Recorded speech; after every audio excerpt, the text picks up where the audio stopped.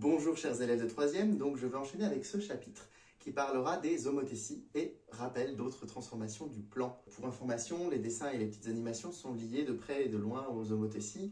Par exemple, la petite maison qui est photographiée en haut à droite, la maison se retrouve retournée sur la pellicule de l'appareil photo, c'est un exemple d'homothétie.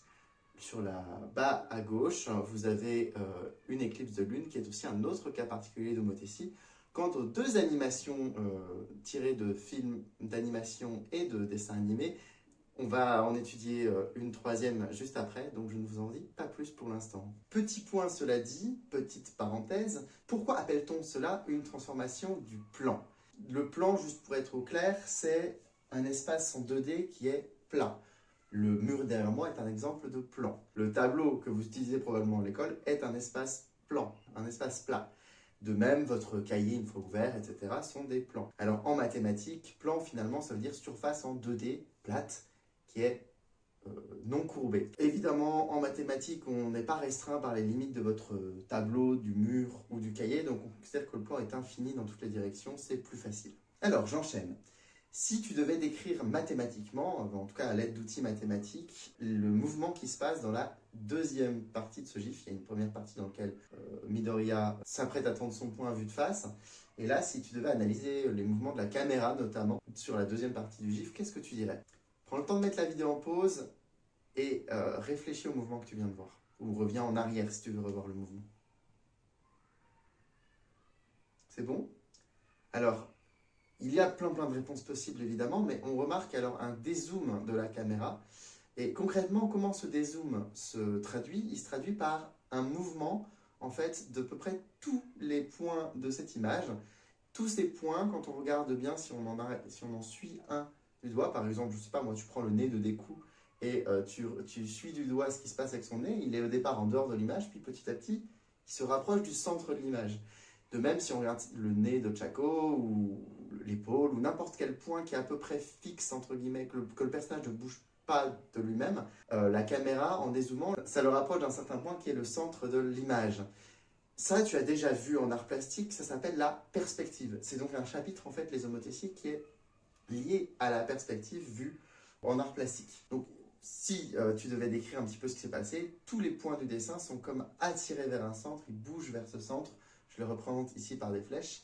Et la taille des personnages se retrouve à changer. Alors en vrai, elle ne change pas. C'est juste un effet de caméra. Pour donner l'illusion que l'on s'éloigne, eh bien, on fait juste dessiner une figure qui rapte ici pour donner l'illusion d'éloignement. Eh bien, c'est cela que tu vas appeler une homothétie. Le fait de attirer toutes les figures vers un centre. On va voir aussi potentiellement les repousser si on veut faire un zoom au lieu d'un dézoom. Et que la taille des personnages ou des figures change de façon proportionnelle. On va y venir. J'enchaîne. Si on devait décrire le mouvement de ce gif, vous voyez que vous avez un petit nombre qui varie. Et donc, si on devait décrire en fait ce mouvement, selon le nombre, en fonction du nombre qui est indiqué, qu'est-ce qui se passe? N'hésite pas à mettre la vidéo en pause, à t'arrêter à certains nombres intéressants, des nombres particuliers. Par exemple, arrête-toi lorsque le nombre A vaut 4, c'est-à-dire quand la figure est tout à gauche. Arrête-toi, essaie de t'arrêter à peu près quand la figure est entre le point A et le point B. Essaie de t'arrêter quand la figure est tout à droite du dessin et regarde un petit peu ce qui se passe. Qu'est-ce que tu pourrais dire de A et finalement, qu'est-ce que traduit ce A? Mets en pause, réfléchis. C'est bon? Alors, on enchaîne. On remarque que quand le nombre A est strictement plus grand que 1, par exemple lorsqu'il vaut 4, la figure est très éloignée du centre qui est le centre A, mais elle est 4 fois plus grande dans le cas où ça vaut 4. En tout cas, elle est à gauche et dans le même sens. Lorsque A est entre 0 et 1, notre personnage, Urbosa, se retrouve plus petit et entre l'Urbosa d'origine et le centre. De même, lorsque A vaut moins 4, il se passe quelque chose qui ne se passait pas avant sur les gifs, qui est que la figure se retrouve retournée. Quand le nombre là est négatif, la figure est de l'autre côté du centre, de l'autre côté du point A, et elle se retrouve à l'envers. C'était, si tu reviens au début de la vidéo, le cas sur la maison qui était représentée avec le schéma d'un appareil photo sur comment un appareil photo prend une photo. Et le cas où A vaut moins 4, la figure est 4 fois plus grande, retournée à l'envers à cause du moins, et de l'autre côté du point A à cause du moins aussi. On enchaîne. Donc si on fait un bilan d'un peu ce qu'on vient de voir, tout ce qu'on a vu, c'était des cas particuliers d'homothétie. Donc, qu'est-ce qu'une homothétie? Eh bien, voilà la définition. Faire l'homothétie d'une figure, c'est le fait de la rapetisser ou de l'agrandir en la rapprochant ou en l'éloignant d'un point de façon proportionnelle. Lorsque l'on rapetisse, ça se rapproche du point, et lorsque l'on l'agrandit, ça s'éloigne du point. Donc vous avez besoin pour pouvoir faire une homothétie de deux données. Premièrement, un centre, c'est le point qui attire les figures ou qui les repousse selon si on rapetisse ou si on agrandit la figure. Et un rapport veut dire coefficient, qui dit par combien la taille de la figure a été multipliée. Alors pas seulement la taille de la figure, mais aussi la distance au centre. Par exemple, si le rapport est 2, la figure sera 2 fois plus grande, mais elle sera aussi 2 fois plus éloignée du centre. Si le rapport est 0,5, toute la figure sera multipliée par 0,5, donc elle va rapetisser, mais la distance au centre va aussi être multipliée par 0,5, donc ça va se rapprocher. Si vous regardez mon cas particulier de la figure de Motesi là, on remarque que ça ressemble très fortement à un autre chapitre que vous avez vu, en dehors de l'art plastique, vraiment un chapitre de maths. Mais on pose la vidéo et essaie de réfléchir à quel chapitre ça te fait penser. Allez, vas-y, fais-le. C'est important, ça te permet de réfléchir, ça te permet de créer des liens. C'est bon? Sûr? N'hésite pas, il est encore temps de mettre en pause la vidéo. Super, c'est bon, j'enchaîne. Ça ressemble fortement au théorème de Thalès, et c'est en fait le cas. Donc on a le bonhomme d'origine et le bonhomme d'arrivée qui sont tous les deux parallèles, et c'est normal parce que on a dit que la façon dont ça se rapprochait et dont la taille changeait était proportionnelle. Et tu as vu quand tu as fait le théorème de Thalès que si c'est proportionnel, alors les droites sont parallèles. Et donc, en effet, l'homothétie, c'est un cas particulier en fait, du théorème de Thalès. C'est un petit peu comme si on transposait Thalès au dessin, en fait, à l'art plastique. Voilà, on enchaîne. Alors, premier exemple, je t'invite, si tu as la feuille et que tu es un de mes élèves, à le faire, si tu ne l'as pas déjà fait en classe avec moi. Si tu ne l'as jamais fait et que tu n'as pas la feuille, tu peux le faire avec des carreaux. Il faut juste compter le nombre de carreaux qui séparent le point M du F, parce que j'ai pris exprès, en fait, un nombre facile. Donc, si tu refais la figure sur un cahier, tu peux faire comme nous. Donc, exemple, comment on trace l'image d'un polygone par une homothétie dont on donne le centre et le rapport. Ici, on va tracer l'image du polygone ABCDEF par l'homothétie de centre M et de rapport 0,5. Si on ne te donne pas le centre ou qu'on ne te donne pas le rapport, tu ne peux pas faire ce dessin. On a vraiment besoin de deux données pour l'homothétie, centre et rapport. Petit bonus pour ceux qui savent faire, profitez-en pour comparer le périmètre et l'aire des figures de départ et d'arrivée. Ça va être intéressant pour plus tard. Donc je commence. La méthode est la suivante. Premièrement, il faut relier tous les points de la figure au centre. Ça c'est important, comme tu l'as vu sur les autres dessins, ça va aider. Tu remarqueras que sur ma figure, j'ai fait quelques exceptions, parce qu'en effet, si tu as suffisamment de points reliés au centre, parfois tu arrives à te débrouiller sans avoir à tous les tracer. Ça c'était le premier point. Une fois qu'on a relié tous les points au centre, on multiplie toutes les distances de ces points par 0,5. Je précise, il y a certaines méthodes pour ceux qui savent utiliser des carreaux qui permettent d'éviter de mesurer les longueurs en centimètres, mais je vais faire comme si je n'avais pas les carreaux pour le coup. Et une fois qu'on a mesuré toutes ces distances et qu'on les a multipliées par le rapport, c'est-à-dire 0,5 ici, on n'a plus qu'à retracer la nouvelle figure en utilisant les nouvelles mesures, les nouvelles distances. Et donc, concrètement, si on fait la figure, concrètement, la longueur AM, on peut remarquer qu'elle est égale à un certain nombre de centimètres, mais surtout, elle est égale à 14 carreaux. Donc si on multiplie par 0,5 cette longueur, la nouvelle distance AM, enfin, on va l'appeler A'M, devra être égale à 14 fois 0,5, c'est-à-dire 7. Et donc, on va tracer le point A' à 7 carreaux du point M. De même, la distance MF, qui sépare la lettre F du point M, est actuellement de 10 carreaux. Si on multiplie tout ça par 0,5, elle va forcément passer à 5 carreaux. Et donc le nouveau F, que l'on va appeler F', doit se trouver sur la même ligne à 5 carreaux du point M, cette fois. Et donc c'est comme ça qu'on trace A' et F'. Et à partir de là, c'est un petit peu joué, c'est-à-dire qu'il suffit de refaire exactement la même figure, le L d'avant, mais en plus petit, en suivant la même proportionnalité, et c'est gagné. C'est pour ça qu'on n'est pas obligé de tracer tous les traits de la figure pour arriver à trouver l'image, ici en marron, par l'homothétie. On enchaîne? On enchaîne. Alors par un petit bilan, donc la nouvelle figure marron est 2 fois plus petite au niveau des longueurs, et elle est aussi 2 fois plus proche du point M. Petit bonus aussi, à cause de la proportionnalité, c'est ce que je vous disais tout à l'heure, la réciproque du théorème de Thalès nous offre des droites parallèles. Notamment, BA est parallèle à B'A', BC est parallèle à B'C', parce que si vous regardez bien, ce sont toutes des configurations de Thalès. Alors, petit exemple, si tu devais faire l'homothétie de toi-même, de centre O et de rapport 1/3 de la figure suivante, qui est une flèche, qu'est-ce que tu ferais? Je te laisse mettre en pause la vidéo, réfléchis aux méthodes, les 3 points qu'on avait dit dans l'ordre, le petit 1, le petit 2, le petit 3, ce qu'il faut faire, et reviens me voir. Et tu peux aussi le faire sur un cahier si tu veux. C'est bon? Tu y as réfléchi, voire éventuellement tu l'as fait? J'enchaîne avec la correction. Donc, première chose à faire, c'était le premier point, tracer la distance entre O et B et la distance entre O et A. Une fois que c'est fait, tu peux la mesurer. Alors, encore une fois, il y a des astuces avec les carreaux, mais je ne vais pas en parler. Je vais y aller naïvement. La distance entre O et B, normalement, si tu es sur un cahier standard, gros carreau, tu trouves 4,8 cm. Et si tu es sur un cahier standard toujours, OA, tu dois trouver de l'ordre aussi de 4,2 cm. Si ce n'est pas exactement les mêmes mesures, ce n'est pas grave, tu adaptes au nombre que tu as.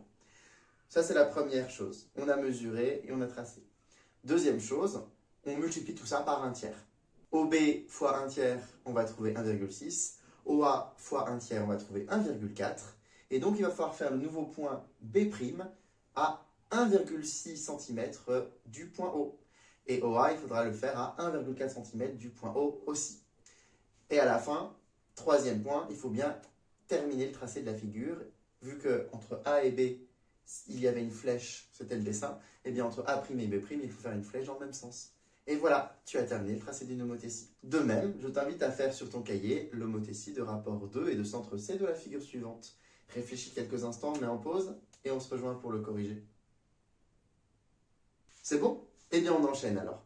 Voilà le corrigé, donc entre D et C, il y avait 2 carreaux, c'est là qu'on peut utiliser les carreaux, on trouve normalement 2,6 cm, mais en carreau, c'est 2.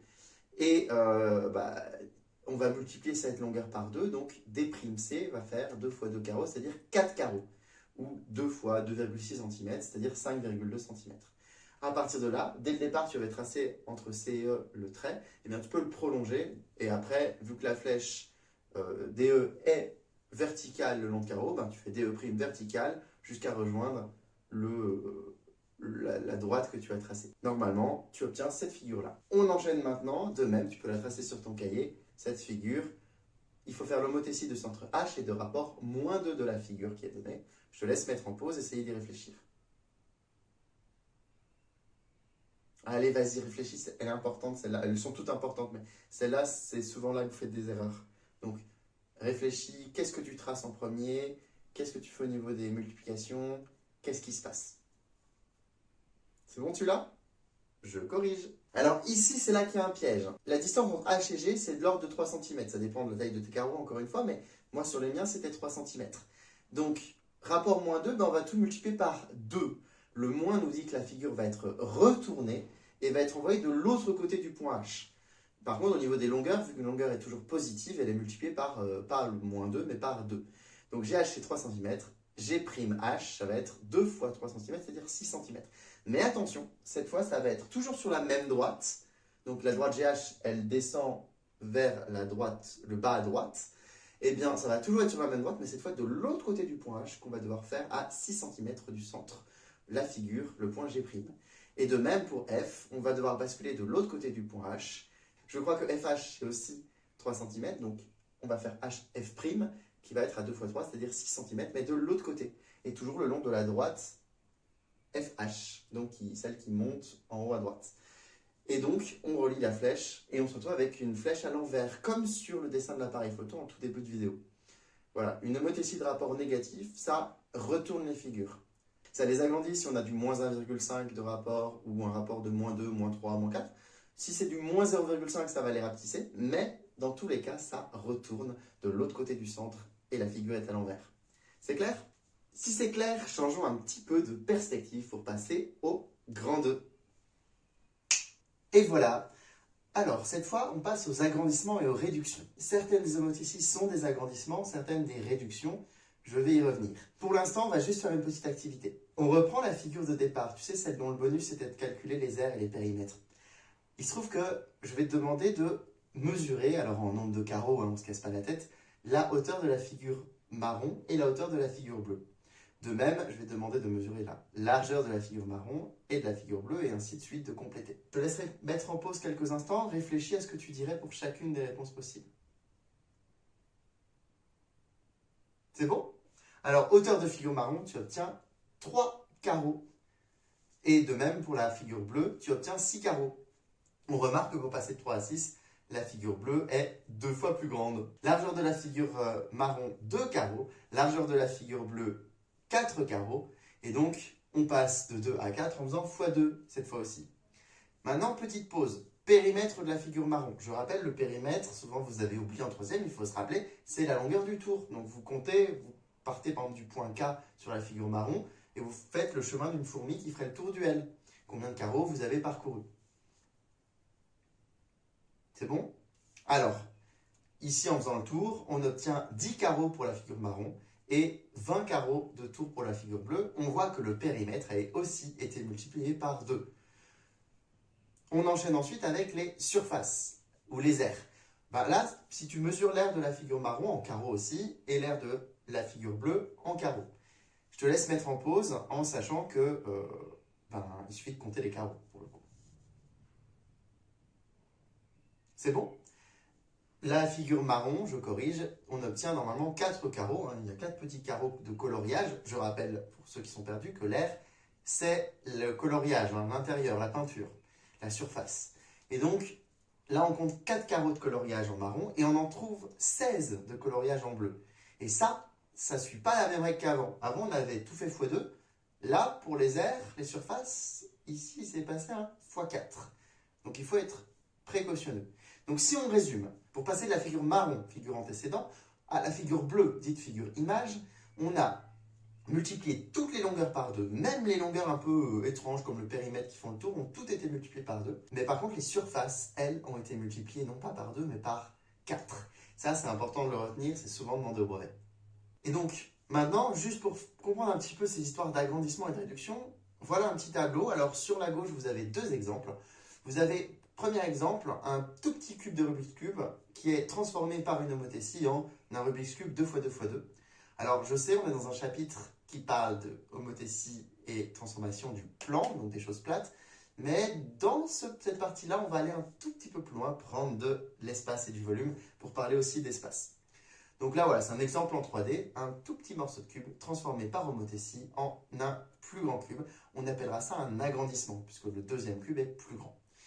Vous avez aussi un exemple juste en dessous avec des carreaux d'une homothétie de rapport -3. De même, c'est un agrandissement, puisqu'on part d'un tout petit rectangle qui va devenir un grand rectangle, mais cette fois en étant retourné de l'autre côté du centre. Donc, négatif, ça retourne la figure, mais ça l'a quand même agrandi puisque le rapport est de -3, et donc, ça reste un agrandissement. On appellera à l'inverse réduction tous les cas là où la figure est rapetissie. Si jamais tu as un doute, pense à Harry Potter. Dans Harry Potter, le sortilège qui permet de réduire la taille des choses s'appelle réducto. Eh bien, ça vient de là. C'est que réduction, en fait, c'est la même origine latine que réducto. Donc là, ton exercice, ça va être d'essayer de réfléchir. Donc, je mets des homothéties de rapports différents. 2, -3, 0,25, 1 tiers et k. Et l'objectif, ça va être de trouver quel est le type d'homothétie que c'est. Est-ce que c'est un agrandissement ou une réduction? Une fois que tu auras fait ça, tu vas essayer de réfléchir pour chacun par combien sont multipliées les longueurs. Dans une homothétie de rapport 2, les longueurs sont multipliées par combien? Dans une homothétie de rapport -3, les longueurs sont multipliées par combien? Etc., etc. De même, dès que tu auras terminé, les aires, par combien elles sont multipliées, réfléchis-y. Et les volumes, par combien sont-ils multipliés, réfléchis-y aussi. On se retrouve pour la correction en plusieurs étapes. Mais en pause, c'est important. N'hésite pas à refaire le tableau, ne fais pas les dessins, tu n'auras pas le temps. Mais le tableau, fais-le, prends le temps de réfléchir, etc. C'est bon? T'es sûr? Faut vraiment réfléchir. Oh, la partie gauche, les 2 premières colonnes vides, agrandissement ou réduction et longueur fois combien, tu peux le faire seul, vraiment. Les aires, si tu es vraiment perdu, tu peux te débrouiller. La toute première, tu peux le trouver. Les autres, tu auras peut-être besoin de l'aide, mais c'est pas grave. C'est bon? Alors, j'enchaîne avec le corrigé. Donc, une homothétie de rapport 2, elle multiplie toutes les longueurs par 2. Donc, forcément, la figure grandit, c'est un agrandissement. Une homothétie de rapport moins 3 multiplie toutes les longueurs par 3 et pas par moins 3. Il y a une erreur dans ma diapo, il faut y faire attention. Une longueur est toujours positive. Donc là, les longueurs sont multipliées par 3, donc c'est toujours un agrandissement puisque les longueurs finales sont plus grandes. C'est juste que la figure est retournée. Donc, comme on le voit dans l'exemple du rectangle, c'est un agrandissement. Multiplier les longueurs par 0,25, c'est-à-dire un rapport de 0,25, c'est une réduction, puisque la figure sera plus petite. De même, une homothétie de rapport 1 tiers, c'est une réduction, puisqu'elle multiplie toutes les longueurs par 1 tiers, ce qui revient à multiplier par 1 et surtout diviser par 3. Donc, si on divise toutes les longueurs par 3, ça revient à faire des longueurs plus petites. Quant à une homothétie de rapport K, les longueurs vont toutes être multipliées par K. Alors, si K est positif, si K est négatif, ça va être multiplié par l'opposé de K, par moins K. Bref, par la version positive, le nombre sans le signe devant le K, ce qu'on appellera la valeur absolue de K. Ça, c'est pour les futurs lycéens que vous êtes, mais c'est pas grave. Là, si on est sur du K positif, toutes les longueurs sont multipliées par K. En tout cas, K sans le signe. Mais ça dépend, en fait, tout simplement. C'est un agrandissement si K est plus grand que 1, ou si K est plus petit que moins 1, puisque moins 2, moins 3, moins 4, justement, ça retourne, mais ça agrandit les figures. Si K est entre 0 et 1, ou entre moins 1 et 0, ben là, on est dans des cas avec 0, ou moins 0, les figures finales sont plus petites. Retourner quand il y a un moins, pas retourner s'il y a un plus, mais elles sont plus petites, dans tous les cas. Donc, en gros, entre moins 1 et 1, en passant par 0, c'est des réductions. Si les rapports sont plus petits que moins 1, moins 2, moins 3, moins 4, ou plus grands que 1, 2, 3, 4, etc., ce sont des agrandissements. Voilà qui conclut cette partie-là.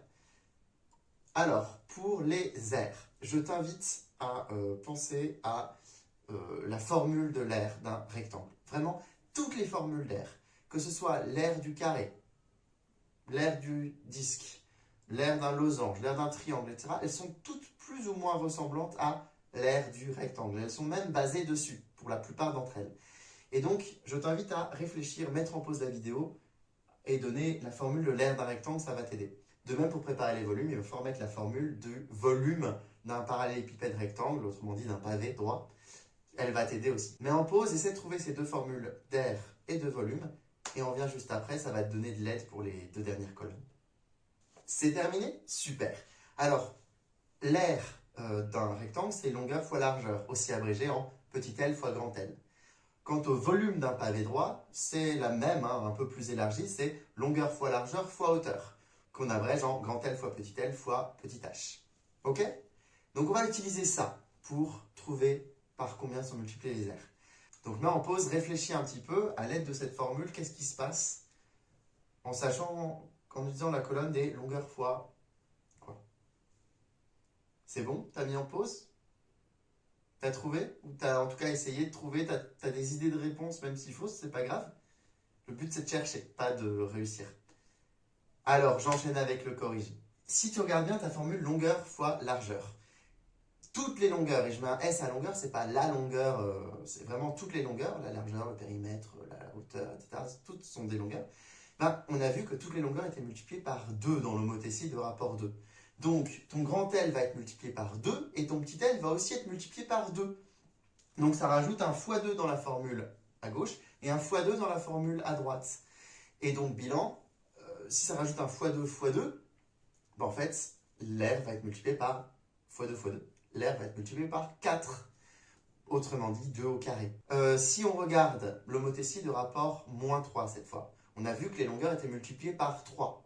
Eh bien, la longueur va être multipliée par 3, la largeur va être multipliée par 3, donc ça va rajouter un x3 et un x3 à la formule d'air. Donc ça va donner x3 x 3, donc l'air de départ va être multiplié par 3 x 3, autrement dit 3 au carré, qui donne 9. De même, la réduction de rapport 0,25 multiplie toutes les longueurs par 0,25, et donc longueur fois 0,25, largeur fois 0,25, longueur fois largeur fois 0,25 fois 0,25, autrement dit fois 0,25 au carré, ce qui donne 0,0625 quand on regarde le résultat et qu'on le fait à la calculatrice. J'enchaîne, rapport 1 tiers, bon bah longueur fois 1 tiers, largeur fois 1 tiers, l'air est longueur fois largeur, donc fois 1 tiers fois 1 tiers. Et 1 tiers fois 1 tiers, ça donne 1 tiers entre parenthèses le tout au carré, ce qui donne 1/9 après calcul. De même pour K, toutes les longueurs sont multipliées par K, longueur fois K, largeur fois K, et donc R fois K fois K. autrement dit fois k au carré. Alors même si k est négatif, pour le coup, ça ne pose aucun souci puisque k au carré sera forcément positif. On passe au volume maintenant. Pense maintenant à la formule longueur fois largeur fois hauteur pour le volume. Maintenant que tu l'as, essaie de mettre en pause la vidéo et essaie de réfléchir. C'est la même méthode mais en un peu plus élargie. Vas-y, fais-le, c'est important.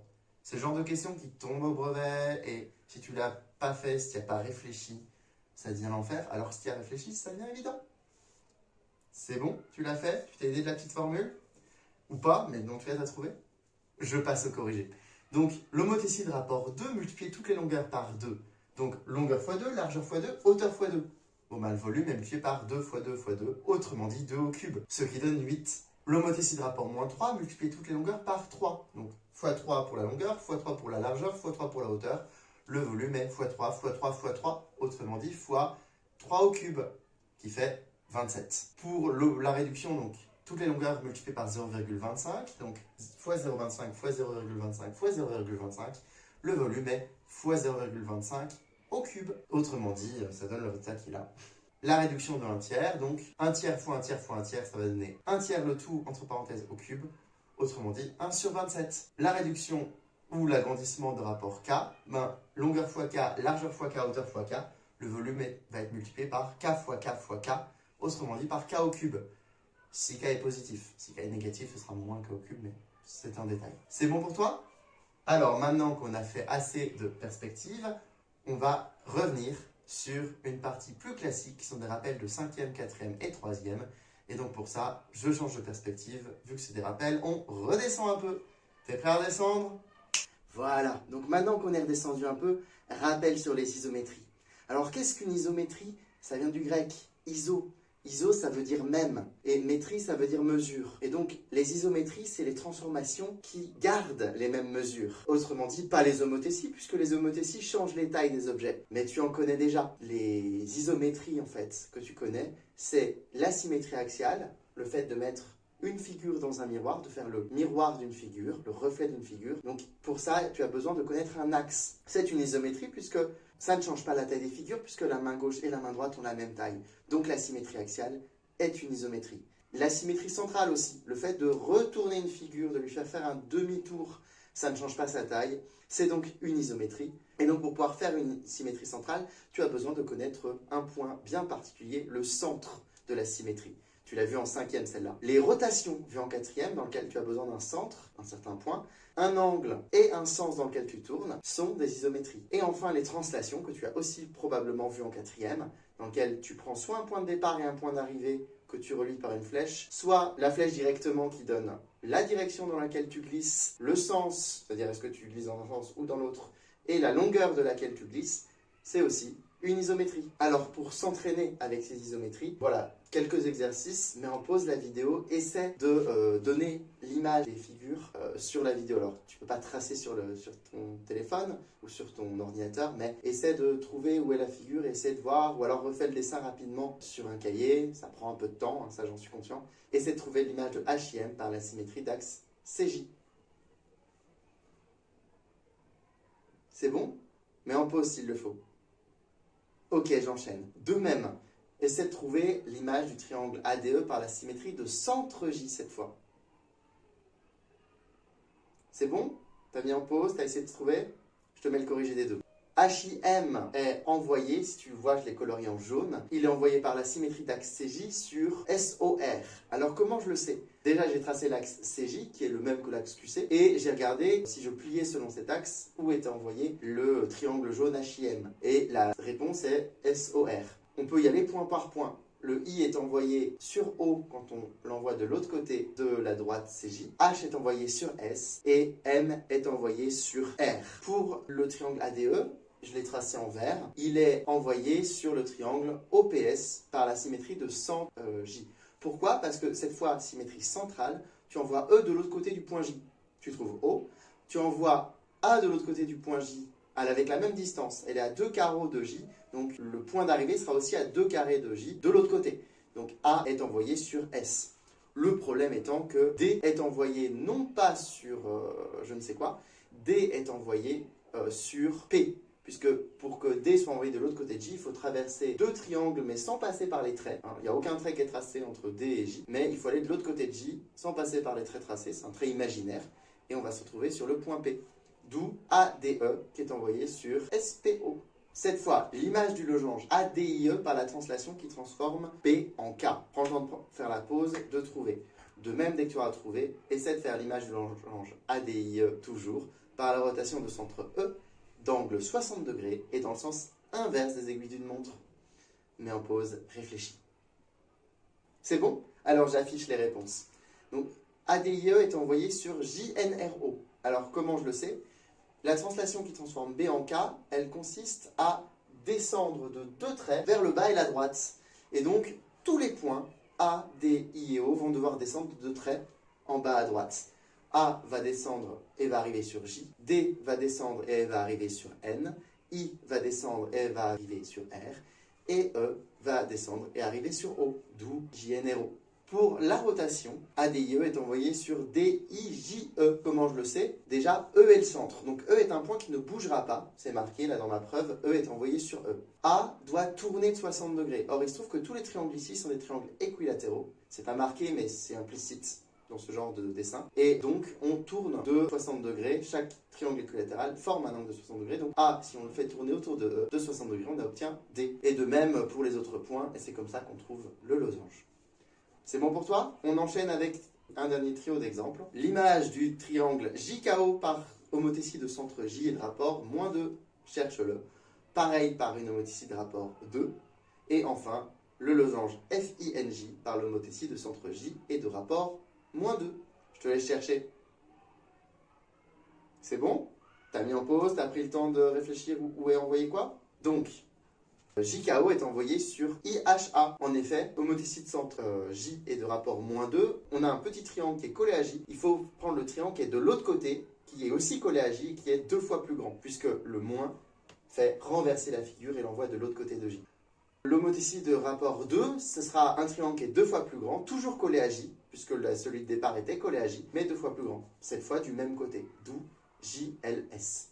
Enfin, pour le losange, l'homothétie de centre J de rapport -2, c'est SLCJ, puisque, même méthode, on a un losange qui était petit et collé à J, et bien on va faire un losange 2 fois plus grand, collé à J, mais à cause du moins, renversé de l'autre côté du point J, d'où la figure finale. Voilà qui conclut la vidéo sur les homothéties et les isométries en général. Maintenant, il faut s'entraîner à tracer des isométries, à faire des exercices du même style que ceux-là, puisque c'est ceux-là qui tombent souvent dans les brevets. Et je te souhaite bon courage pour la suite.